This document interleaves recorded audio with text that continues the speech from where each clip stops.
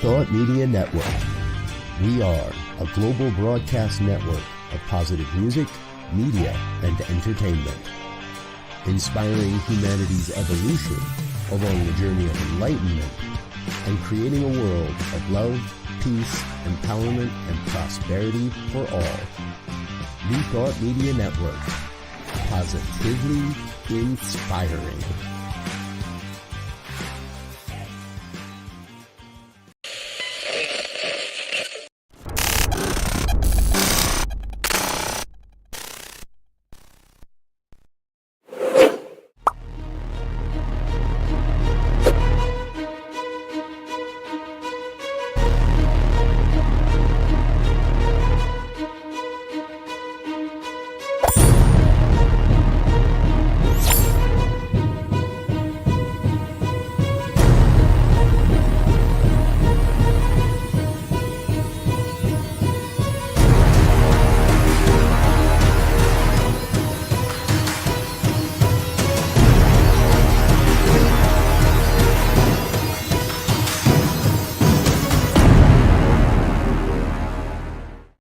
And hello again, dear ones. Robert Brzezinski with you here. It's a Friday night. It's 5 o'clock on the Mountain Time Zone, and that means it is time for the good news. Opportunity for me to share some of the good news stories that I have found or have made their way across my desk in the past week, and I think it will help you to remember or embrace the fact that we really are creating a world that works for all. So grateful that you are with us here this evening. All right, first up, let me introduce you to Professor Gerard Sutton. Gerard is the co-founder of Bienco, a company in Australia that claims to possess a product and the intellectual property that will soon be able to mass produce natural corneas for transplants to those that suffer from blindness. Oh my gosh. Cornea transplantation is the most common way of restoring lost sight, but it's a very technical procedure that relies on donors. According to one of the professors in the study, at present there is only one donor cornea available globally to treat every 70 people requiring a corneal transplant. Through laboratory cultivation, we estimate that a single donor cornea could provide treatment for 30 people. So instead of one for every 70, we have now one serving 30. That means just a little over 2 people donate, and we can serve also. I love this. Bienco's artificial corneas are based on collagen, the proteins that make hair, skin, nails, and connective tissues. This tends to create opaque tissues like our skin. And so the first challenge was to make collagen see-through. Once that was completed, Sutton and other members of the Bienco had to figure out how to apply the many layers of collagen to make a cornea structure that could be transplantable. They're not telling us how they did that. Armed with an unprecedented injection of financial capital from the government, Sutton believes they are 3 to 4 years from achieving their goal and making Australia the center of bioengineering on planet Earth, and specifically here in corneal transplants. Good news for those that suffer from blindness. Wow. Hey, if you know of a good news story you think we should cover, or you'd like to contribute to the Good News program, by all means, send us an email, goodnews@ntmedia.org. We would love to hear from you. All right, next up, let me introduce you to Aptera. This is a solar-powered car. Now, I know it doesn't look good like from that picture. However, this is the basis. Aptera took a very large step forward recently as the first ever production-grade body for a solar car arrived at the company's headquarters in San Diego. This three-wheeler is advertised to contain 34 square feet of solar paneling that actually powers the car as it drives or while it's parked. Now, we've had there's so much still more to do with this. The company, Electrera, has ordered all the parts for its production intent battery packs, and other non-structural components are currently being validated by the company's supply partner in Italy. The suspension, safety equipment, drivetrain are yet to be finalized for production models. Still, the company has gone further than many before them. The current design is not just meant to be a science project, but is actually their efforts to work towards production. When the PI2 Aptera solar trike is finally ready, it will be because the company is producing 10,000 a year, according to officials. We think energy should be used to turn the wheels. That starts the aerodynamics, according to co-CEO Chris Anthony. They began taking pre-orders back in 2021. At that time, Anthony said, in a typical vehicle, you use 60% of your fuel just pushing the air out of the way at highway speeds. So if you could take the aerodynamic drag down to zero, you'd instantly get 60% better fuel economy. In this case, the fuel being solar power. Company says the Aptera solar panels will deliver 40 miles of range from charging per sunny day, but the car can be plugged in like any other EV. Aptera also maintains that the vehicle will have 1,000 miles of range because of their perfect aerodynamics, low weight, and efficient drivetrain. I think we're going to have to wait a little while to see if they get that 1,000-mile range from a solar-powered EV. What a great concept, though. More good news happening on the forefront of technology, helping us to lead to a better planet, a better place to live on our planet overall. Hey, we got that story, and we get a lot of our stories over at goodnewsnetwork.org. That's goodnewsnetwork.org. Go over and check them out. Give them a little love and attention. They do a great job of curating most of the good news stories you hear on And Now the Good News. All right, next up, I love this story too. Doctors in Britain have helped save the life of 13-year-old Kai Zhu. She is one of just 21 people in the world stricken with a disease called Wild syndrome. It impairs cells, causes lymphedema and warts, and leads to infections. But she was also diagnosed with a very serious leakage in her liver, a potential fatal illness. This has caused 28 liters of lymphatic fluid to collect within her abdomen. Now, the doctors have been working with Kai for over 10 years now, so over a decade. She was born with an abnormal lymphatic system, and her mother said they spent most of her childhood in UK hospitals. Well, recently, doctors working alongside several surgical teams were able to drain the fluid and find the leakage in her liver and repair that as well. Wow. Kai has remained remarkably robust after coming to the most recent treatment as very weak. She was reported. She has left a completely different girl, smiling for the first time in a long time. Her mother credits doctors' excellent care for Kai's rapid recovery from this new treatment. Sounds like we finally found what was happening. And I love these good news stories as well. And hey, here's one more that really caught my attention. This is important, folks. The U.S. Environmental Protection Agency announced its first regulations aimed at limiting quantities of PFAS, or forever chemicals as they're known, in American drinking water. For decades now, PFAS have been used for coatings that resist fire, oil, stains, and water, and are now found in a variety of products like waterproof clothing, stain-resistant furniture, food packaging, adhesives, fire-fighting spray foams, and non-stick cooking surfaces.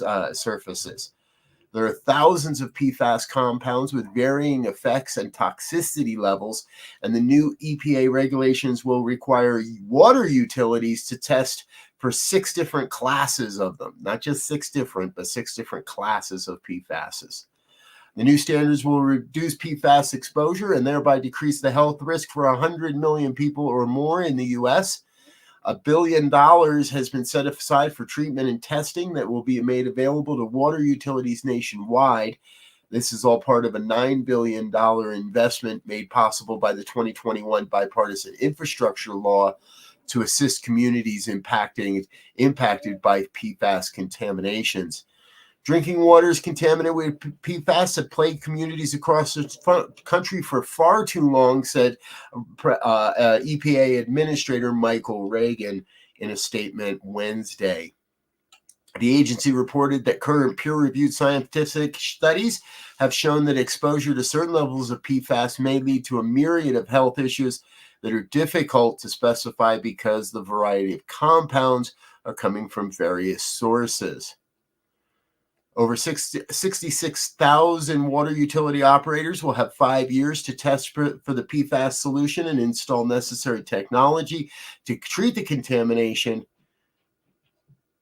EPA estimates that's between 6 and 10% of facilities will need this equipment. Records show that some of the manufacturers knew these chemicals posed health hazards, and a few major lawsuits in recent years have been settled to hold chemical companies accountable for the environmental damage, not to mention the health concerns for humans as well. Cleaning up our PFAS problem. I like it. It sounds like good news to me. We're going to take a quick break, folks. Let a couple of our sponsors say hello, but we've got more good news coming, including our hero of the week. So stay tuned, stay with us. Hit the like, share, and subscribe button. Let some of your friends and family know what we're doing here on the New Thought Media Network. We love being able to stay in touch. So please stay tuned. We'll be right back.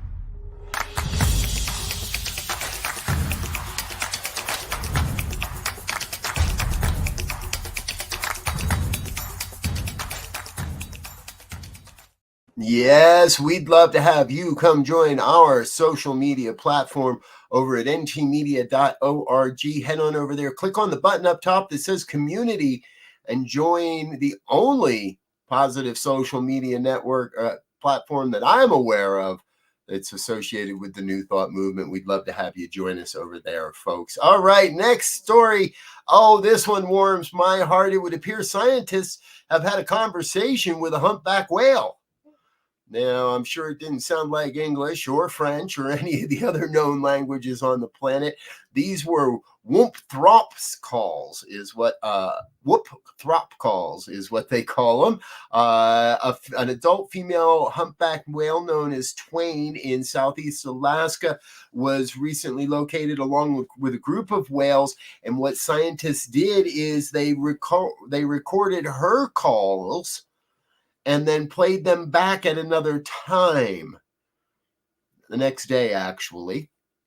It turns out whatever the whales had been saying the day before was appropriate, and they began to respond on day 2 to the calls. Scientists began to mimic Twain's calls, regarding frequency and duration. So if she waited 10 seconds to respond, they waited 10 seconds to respond back with a recording of her calls from the day before. All this happened over and over again with 36 different iterations and interactions over a 20-minute period. Scientists say there's no way to say anything other than this was a conversation, even though we didn't know what Twain was trying to tell us. What I love about humanity, we're willing to go there, and I love what we do to support the wildlife on this planet. And this next story is exactly that. However, we're bringing in a bit of technology as well. The Alaska Department of Transportation is rolling out a four-legged robotic guard animal that can be disguised as a fox or a coyote to deter animals from crossing or loitering on their runways. Now, Department of Transportation and local airport managers have used all sorts of deterrents to try to keep the runways clear of the state's wildlife. They've brought in pigs to eat the bird eggs in the 90s. They've mounted speakers that produce loud noises. They've fired paintball guns at the animals and even used drones that spray grape juice. This is a new one, however. The robotic predator will prowl the runways at the Fairbanks Airport, the state's second largest, and can move through snow and ice while being controlled at a console inside. Not sure whatever happened to just putting up plastic coyotes like we do around here. The robot, named Aurora, is a spot model from Boston Dynamics' commercial line of robots. It believes that Aurora will handle nesting and migratory birds easily enough, and it's going to take a longer period of testing to see if the robot can scare off larger animals like moose or bears. If the tests are successful, Aurora may be replicated in other airports across the state. Aurora does have a hefty price tag of right around $70,000 that Boston Dynamic gets for providing the robot. I don't know. We might want to go back to trying the plastic versions of coyotes and foxes, see if that works, rather than a $70,000 robot and an operator to run it. But I like the fact that it doesn't hurt the animals, just scare them. Right? Other good news in the world of nature. This one's been happening for a long time, for a while now, too. Down in the Dominican Republic, there's an organization called Fundamar. It's a coral reef restoration organization. The nonprofit is the first of its kind to officially complete training known as SECOR, or Sexual Coral Reproduction. This is a coral diversity and breeding program that's setting new standards for coral conservation. Fundamar is completed the training earlier than any other company and with great results. Within the last 5 years, it has been crucial to restoring coral reefs throughout the Caribbean and has cultivated 8 different species, including the notorious hard-to-breed pillar coral. Since 2019, we've been able to outplant over 40,000 coral substratas in total, each with several corals growing on them to degraded reef areas. That's according to their executive director, Rita Solaris. At our current production rate, Rita continues, which has increased by 1,000% since the program started 5 years ago, we now expect to contribute annually with 20,000 substratas with coral recruits to our reefs in need. In just 5 years, Fundamar has grown their coral seeding program from the ground up to probably the largest in the world, according to CR's Director of Technology. These restoration efforts come just in time as pollution continues to mount, acidification rises in our seas, and stony coral issues and stony coral tissue loss disease ravages coral reefs around the planet. Good work, Fundamar. Thank you for setting us up for better success in replanting our coral reefs or repopulating our coral reefs. Hey, we're going to take another quick break, say hello to a couple more of our sponsors, and say thank you to some very important people. But we'll be right back. We've got more stories coming, more good news coming your way, including this week's Hero of the Week. You don't want to miss this one, folks. Stay tuned. Stay with us. We'll be right back after these messages.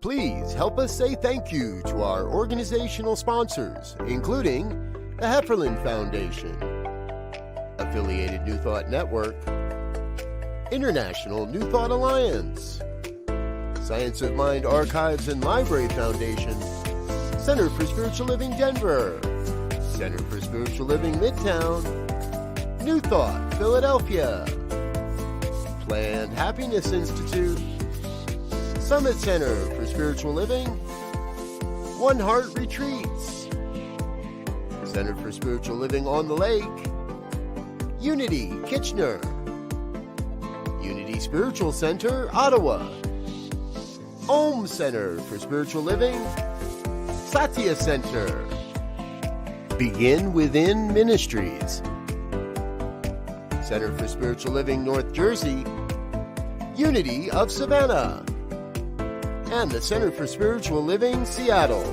as well as all of our individual donors. Thank you for being part of the New Thought Media Network. Please like, share, and subscribe. New Thought Media Network, positively inspiring. Yes. Thank you to all of our organizational sponsors and individual donors. It is thanks to your efforts that we're able to continue to bring the good news and all of our programming here on New Thought Media Network out into the world. We appreciate you. We love you. If you'd like to become a part of the New Thought Media Network sustaining members, please head on over to our website, ntmedia.org. Click on the good news, click on donate, click on donate and add a donation to the bucket. We'll make sure that it does good work getting out the good news. All right. Hey, next up, I like this story too, especially if you're from Texas. We don't hear an awful lot of good news out of Texas, but here we are tonight. I didn't know that nearly 2 million birds, or 1 out of 3 in the U.S., pass through Texas during their spring and autumn migrations. To safeguard the over 400 species of birds that migrate through Texas, the Houston chapter of the Audubon Society and their partners in the states have been running a campaign called Lights Out Texas. For over 2 years now, they've been running this campaign and are seeing remarkable results. What happens is migrating birds get lost inside cities that have a lot of bright lights and a lot of reflective lights from their tall buildings, resulting in many bird strikes and many birds flying into buildings and inadvertently causing their death. Houston Audubon said, we issued the proclamation and building owners found out that, hey, we can do a simple thing and it helps the birds. We're seeing communities all across the state joining the effort, said Anna Valerie, a conservation specialist with the Houston Audubon. And the idea is now filtering out to other states as well. I also didn't know most birds migrate at night by the light of the stars and the moon. This makes it all the more important for Lights Out Texas. Thank you, Texas, for being a part of what we're a part of the solution rather than a part of the problem. Those that know us here on the Good News know that I love a good story about saving puppy dogs. And I love this one just as well. A few years back, about 8 years ago, actually, a California gym coach was looking for ways to drum up motivation for the students on his cross-country running team as they went off on summer break. He decided to partner them with shelter dogs and invited his students to take the shelter dogs for runs with them. Now, it became much more, and after a simple video of his kids running with the dogs went viral, athletic directors around the country began to phone St. Joseph's and ask how they organized the program.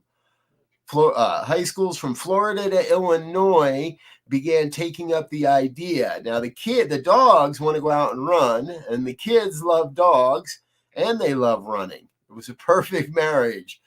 According to sources, dogs are being adopted by families all across the country now as the runners find they can't let go of their new furry friends.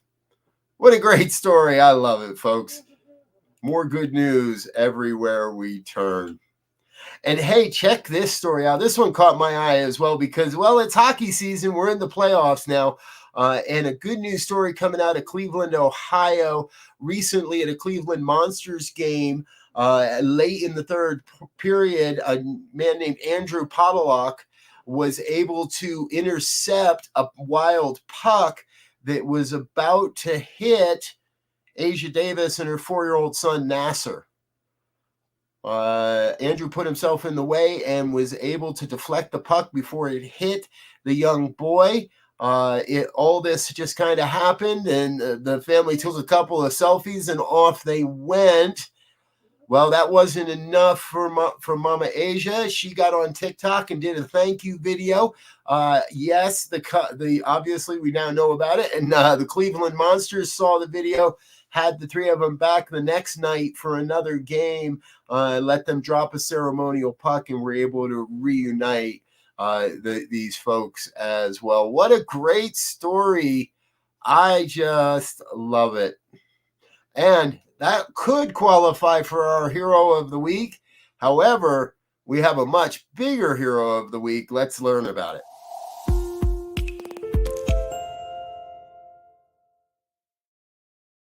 Recently, in Recall, England, a remarkable act of bravery and quick thinking by 6-year-old Olivia Patterson saved her entire family from a devastating house fire. On April 4th, Olivia was playing outside at a neighbor's house with a friend when she noticed the fire coming from her house. Realizing the danger her family was in, she bravely ran into the burning house and found her mother, Laura, age 29, and her younger siblings, Joel James, age 1, and Tiffany, age 2, asleep on the sofa. Olivia quickly woke them up, and everyone escaped the fire unharmed. Olivia's grandmother, Sadie, said, "We can't believe Olivia got Laura out. She's 6 years old and ran into a burning building." According to Laura, the fire started in the next door neighbor's house and rapidly spread to the roof of their 3-bedroom home. Sadly, the structure was damaged beyond repair and will need to be demolished along with everything in it. They have started a local GoFundMe campaign for the family and have raised over 5,000 British pounds already for the efforts. We want to give, oh my gosh, Olivia, a big, huge shout out for being our hero of the week. What a brave little girl, run into a burning building in order to save her family. Wow. And we got that story over at sunnyskies.com, another one of those sources where we find a lot of good news stories. We invite you to go over and check them out as well. Give them some of the love and attention they deserve as well. That's what we've got tonight, folks. I trust these are good news stories that'll help you remember that we really are creating a world that works better for everyone. And I want to invite you to join us tomorrow morning here on the New Thought Media Network. As we do every Saturday morning, we have our Saturday morning speaker series where we get a chance to talk about the science of mind and spirit. Tomorrow, our dear brother, Reverend Elzia Sekou, will be sharing on the chapter that is entitled Faith. Join us for that as well. All right, I'm Dr. Robert. I'm going to get out of here for now, but until next time, I want you to know we love you. We think you're an amazing person, and I can't wait to see you again next time. Until then, I wish you peace and richest blessings. Bye now.